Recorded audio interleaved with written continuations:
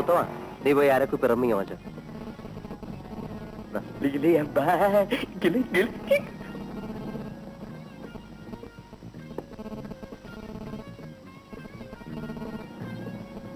തുറക്ക.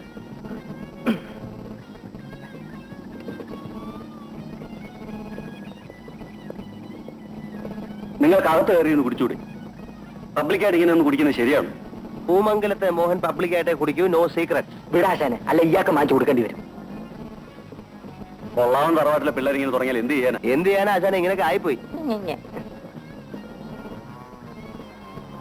പോട്ടെ.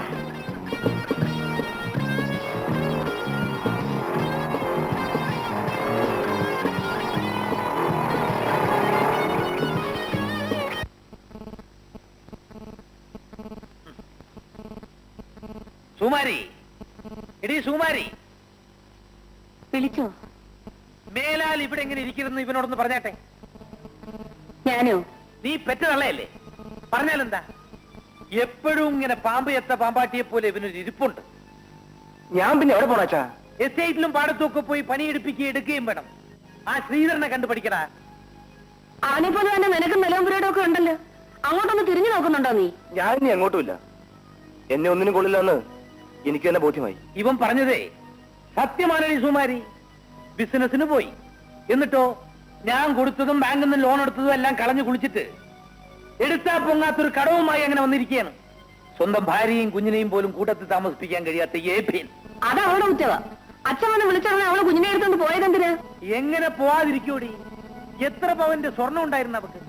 താൽമാല വരെ ഇവൻ വിറ്റ് നിന്നില്ലേ? ഇനി ഇവിടെ നിർത്തിയ ആ പെണ്ണിനെ കൂടെ ഇവൻ വിൽക്കുമെന്ന് തോന്നി. അതുകൊണ്ടാണ് തന്ത വന്ന് കൂട്ടിക്കൊണ്ടുപോയത്. കുറ്റമാണോടി? എന്തായി, വളം കിട്ടിയോ ശ്രീധര? കിട്ടിയമ്മാവ, വീട്ടിലിറക്കി വെച്ചിട്ടുണ്ട്. മറ്റു വളങ്ങളെല്ലാം മായമാണെന്നാ ആളുകൾ പറയുന്നത്. മനുഷ്യൻ തന്നെ മായമല്ലേ? പുറത്ത് കാണുന്നതാണോ അകത്ത്? ഇതേ ഇരിക്കുന്ന വേറൊരു മായം. ഇവിടെ ഒന്ന് ഇരിക്കാൻ കൂടെ സമ്മതിക്കില്ലേ? ഞാൻ പോയേക്കാം. വേണോ? എടാ കാപ്പടിച്ചിട്ട് പോടാ. അവൻ പോയിട്ട് വരൂടി. ഇവിടുന്ന് പോയാ വേറൊരു സ്ഥലത്ത് ചെന്നിരിക്കും, അത്ര തന്നെ. വഴക്ക് പറയല്ലേ മാവ, പുള്ളിക്കാരൻ ആകെ വിഷമിച്ച് നിൽക്കുക. വിഷമിക്കണമല്ലോ. കച്ചവടത്തിന് കൊള്ളാത്തവൻ കച്ചവടത്തിന് പോയാൽ കടം കൊണ്ട് കിറുക്ക് പിടിക്കും. കടത്തിന്റെ കാര്യത്തിലുള്ള ബുദ്ധിമുട്ട് സാരമില്ല മാവ. ഭാര്യയും കുഞ്ഞിനെയും കാണാത്തതാണ് പുള്ളിക്കാരന്റെ ഏറ്റവും വലിയ ദുഃഖം. അത് എന്നോട് എപ്പോഴും പറയാറുണ്ട്. ഇങ്ങനെയുള്ള കടം കൊടുത്തു തീർക്കണം. കുഞ്ഞിനെ ഓർത്ത് തൂങ്ങി തൂങ്ങി ഇരുന്ന് പോകത്തേ ഉള്ളൂ. പറഞ്ഞിട്ടെന്ത് കാര്യം? നീ പോയി കാപ്പി കുടിക്കും. അമ്മാവൻ കുടിച്ചോ? നീ കുടിക്കേ. ഞാൻ ആ തഹസിൽദാരൊന്ന് കണ്ടില്ല, ഒരു കല്ലിടിക്കണം.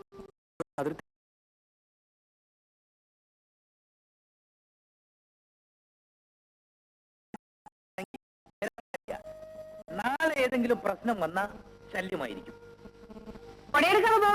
അല്പം വെയില് കൊണ്ടെന്ന് വെച്ച് ഞാൻ ഉരുകി പോകത്തൊന്നുമില്ലടി. നീ അവനെ കൂട്ടിക്കൊണ്ടുപോയി കാപ്പി കൊടുക്ക്. പോന്നാ.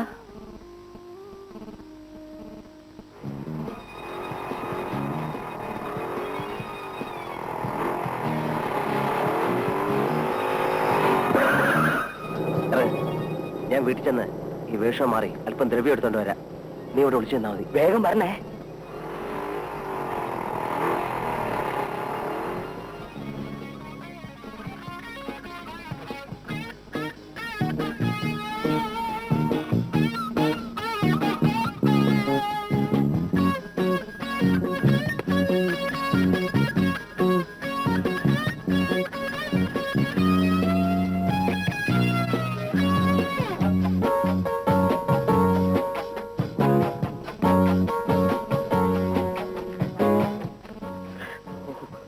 രക്ഷപ്പെട്ടു. നീ എന്തിനാ ഇപ്പൊ ഇങ്ങോട്ട് കയറി വന്നത്? അമ്മ കണ്ടോ? ഹേയ്, അമ്മാവനോ? മൂപ്പിലാൻ കാല് മാറുന്നു. കാല് മറന്നോ? ഓ, കണ്ണടയുടെ കാലൊടിഞ്ഞ് അത് മാറുന്നു. പക്ഷെ എന്നെങ്കിലും അമ്മയുടെ അമ്മാവന്റെ മുമ്പിൽ ഞാൻ പെടും. അതോടെ എന്റെ ആപ്പീസും പൂട്ടും. നിനക്ക് അവിടെ എവിടെയെങ്കിലും നിന്നാ പോരായിരുന്നോ?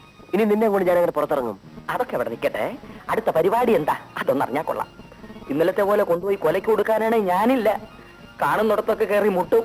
തട്ട് കിട്ടുന്ന എനിക്ക്. ഒന്ന് നിർത്തടാ. അമ്മ ഇപ്പൊ 100 കൂട്ടം ജോലിയായിട്ട് വരും. അതിനുമ്പോ വിളിച്ചാരണം. അങ്ങനെ അങ്ങ് തിടുക്കം കൂട്ടിയല്ലോ, ഇങ്ങോട്ട് മാറിയില്ല. ഞാനും ഒന്ന് വിനുങ്ങട്ടെ.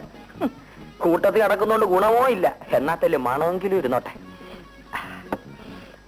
അച്ഛനെ സത്യം പറയണം, ഇപ്പൊ എന്റെ മനത്തെ കുറിച്ച് എന്ത് തോന്നുന്നു? കെട്ടിപ്പിടിച്ചൊരു ഉമ്മ തരാൻ തോന്നുന്നു. എനിക്കെങ്ങും വേണ്ട. അതിനുവേണ്ടി എത്രയോ പേര് കൊതിച്ചു കിടക്കുന്നു. അവർക്കോട് ദൈവമേ.